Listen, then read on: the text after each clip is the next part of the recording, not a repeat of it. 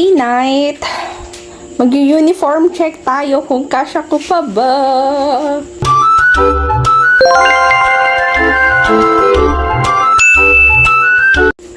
Just be yung Marimar. Sana kasya pa.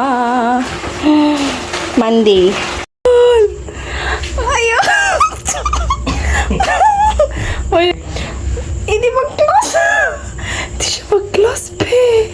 Oh, Diyos ko. Oh my God, tatakla. Ala. Pina-repair ko talaga to noon, di ba? Oh, ngayon, kailangan bumalik sa dati. Oh my God. Oh my gosh. Ala, nangyari sa akin. Ala, oh my God. Shocking. May tulungan na managikat. Hanag. Hirap na. Sa girdle. Grabe ka naman magsalita sa akin. Sakto lang ni. Nagsabat pa eh? Pero huwag kang hiyo ka. Oh, hindi ako hihinga.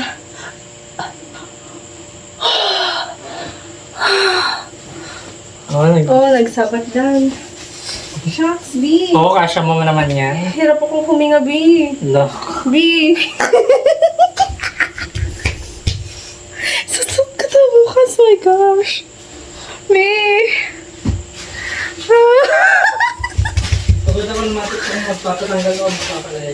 Diyos ko, Lord. Tumigil ka dyan, Vincent. Tumigil ka.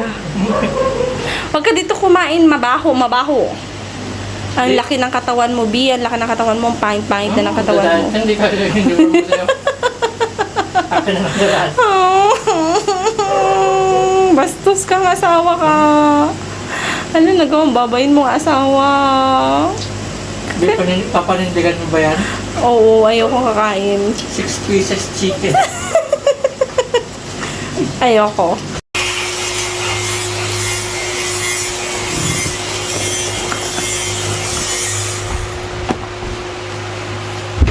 Para yung mga...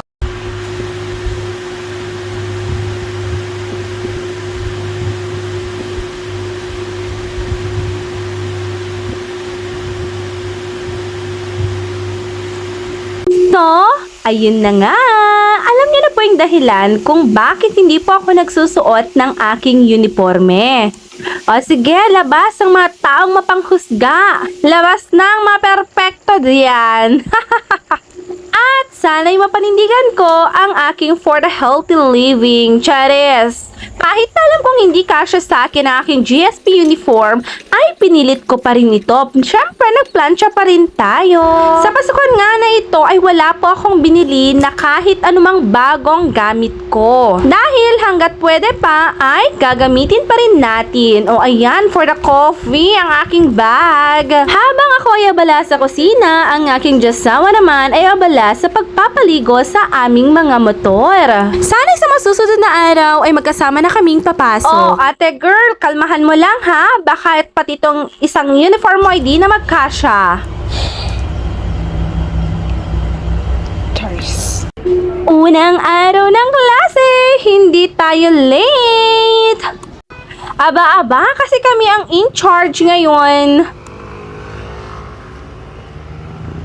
Yes, thank you Lord, na-survive ko ang unang araw ng klase.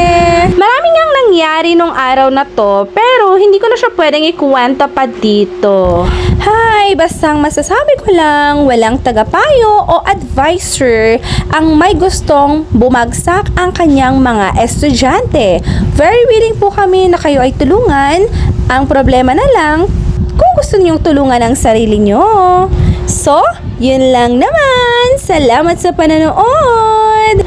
Pa-follow, like, and share na rin po. Salamat!